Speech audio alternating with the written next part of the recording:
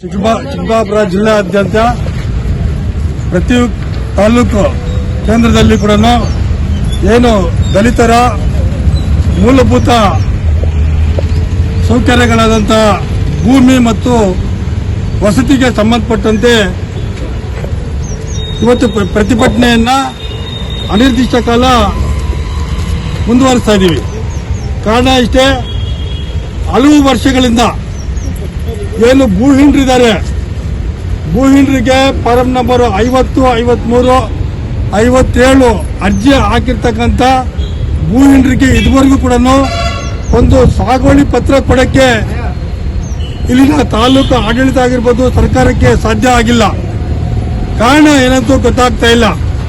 ಆಮೇಲೆ ಈ ತಾಲೂಕಿಗೆ ಸಂಬಂಧಪಟ್ಟಂತೆ ಜೋಡಿ ಗ್ರಾಮಗಳಿಗೆ ಸಂಬಂಧಪಟ್ಟಂತೆ ಹಲವು ವರ್ಷಗಳಿಂದ ನಾವು ಸತತವಾಗಿ ಹೋರಾಟ ಮಾಡ್ಕೊಂಡು ಬರ್ತಾ ಇದ್ದೀವಿ.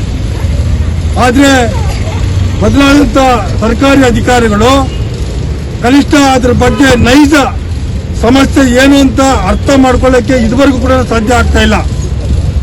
ನಾವು ಪದೇ ಪದೇ ಏನು ಭೂ ನ್ಯಾಯಮಂಡಳಿಯಿಂದ ಏನು ಅಲ್ಲಿನ ಗೇಣಿದಾರರಿಗೆ ಭೂಮಿ ಮಂಜೂರಾಗಿದೆಯೋ ಆ ಮಂಜೂರಾಗಿ ಇವತ್ತು ಕೂಡ ಅಂದಿನಿಂದ ಇವತ್ತಿನವರೆಗೂ ಸ್ವಾಧೀನ ಅನುಭವದಲ್ಲಿದ್ದಾರೆ. ಭೂ ನ್ಯಾಯ ಮಂಡಳಿಯಿಂದ ಅವರಿಗೆ ಸಾಗುವಳಿ ಚೀಟಿ ಕೊಟ್ಟಿದ್ರೆ ಫಾರಂ ನಂಬರ್ 10 ಇಶ್ಯೂ ಆಗಿದೆ. ಸುಮಾರು 2000ವರೆಗೂ ಕೂಡ ಕೈ ಬರಹ ಪಾಣಿ ಬಂದಿದೆ. ಇಷ್ಟಿದ್ರೂ ಕೂಡ ಎಲ್ಲ ದಾಖಲಾತಿಗಳಿದ್ರೂ ಕೂಡ ಇಲ್ಲಿನ ಅಧಿಕಾರಿಗಳು ಮೀನಾಮೇಷ ಎಣಿಸ್ತಾ ಇದ್ದಾರೆ. ಬಂದಂತ ಎಲ್ಲ ಅಧಿಕಾರಿಗಳು ನಾವು ಮಾಡ್ತೀವಿ ಅಂತೇಳಿ ಎಲ್ಲ ಫೈಲ್ಗಳನ್ನ ತಯಾರು ಮಾಡ್ತಾರೆ, ಕೊನೆಗೆ ವರ್ಗಾವಣೆ ಆಗ್ತಾರೆ. ಮತ್ತೆ ಹೊಸದಾಗಿ ಬಂದಂತ ಅಧಿಕಾರಿಗಳು ಮತ್ತೆ ನಾವೇನೋ ತೆಲುಗಲ್ಲೊಂದು ಶಾಸ್ತ್ರ ಹೇಳ್ತಾರೆ, ರೆಡ್ ಹೆಚ್ಚ ಮೊದಲೆತ್ಕೊ ಅಂತೇಳಿ ಅವ್ರಿಗೆ ಹೇಳಿ ಸಾಕಾಗಿ ಇವತ್ತು ಕೂಡ ನಾವು ಮಾಡ್ತೀವಿ ಅಂತ ಹೇಳ್ತಾ ಇದ್ರೆ ಹೊರತು ಇದುವರೆಗೂ ನಮ್ಮ ಏನು ಬೇಡಿಕೆಗಳಿದೆಯೋ ಅದು ಈಡೇರ್ತಾ ಇಲ್ಲ. ಮತ್ತೆ ಫಾರಂ ನಂಬರ್ 50, 53, 57 ಅನೇಕ ವರ್ಷಗಳಿಂದ ಅರ್ಜಿ ಹಾಕಿರ್ತಕ್ಕಂಥ ಭೂಹೀನರಿದ್ದಾರೆ. ಇದುವರೆಗೂ ದುರಂತ ಏನಂದ್ರೆ ನಮ್ಮ ಗೌರಿಬಿದನೂರು ತಾಲೂಕಲ್ಲಿ ಈ ಬಗರುಕುಂ ಕಮಿಟಿ ಇದುವರೆಗೂ ಆಗಿಲ್ಲ.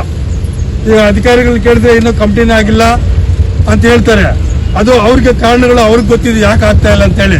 ಈ ಎಲ್ಲಾ ಕಾರಣಗಳನ್ನು ಇಟ್ಕೊಂಡು ನಾವು ಏನು ದಲಿತರಿಗೆ ಅನ್ಯಾಯ ಆಗ್ತಾ ಇದೆಯೋ, ಏನು ಕನಿಷ್ಠ ಇದು 3ನೇ ಹಂತದ ಹೋರಾಟ ಗೌರಿಬಿದನೂರು ತಾಲೂಕಲ್ಲಿ ಈಗಲಾದರೂ ನಮ್ಮ ಹೋರಾಟಕ್ಕೆ ಸ್ಪಂದಿಸಿ ಬೇಡಿಕೆಗಳನ್ನು ಈಡೇರಿಸಬೇಕಂತೇಳಿ ಅವರಲ್ಲಿ ಒತ್ತಾಯ ಮಾಡ್ತಾ ಇದ್ವಿ. ಜೊತೆಗೆ ನಾವು ಹಿಂದಿನ ವರ್ಷ ಮಾರ್ಚಿಯಲ್ಲಿ ಇದೇ ಬೇಡಿಕೆಗಳನ್ನು ಇಟ್ಕೊಂಡು ಧರಣಿ ಶುರು ಮಾಡಿದಾಗ ಜಿಲ್ಲಾಧಿಕಾರಿಗಳು ಬಂದು ನಮ್ಮ ಹತ್ರ ಕೂತ್ಕೊಂಡು ಸುಮಾರು 2 ಗಂಟೆಗಳು ಸತತವಾಗಿ ಚರ್ಚೆ ಮಾಡಿ ನಿಮ್ಮ ಬೇಡಿಕೆಗಳು 1-2 ತಿಂಗಳ ಒಳಗಡೆ ಇತ್ಯರ್ಥ ಮಾಡ್ತೀವಿ ಅಂತೇಳಿ ಭರವಸೆ ಕೊಟ್ಟು ಹೋದ್ರು.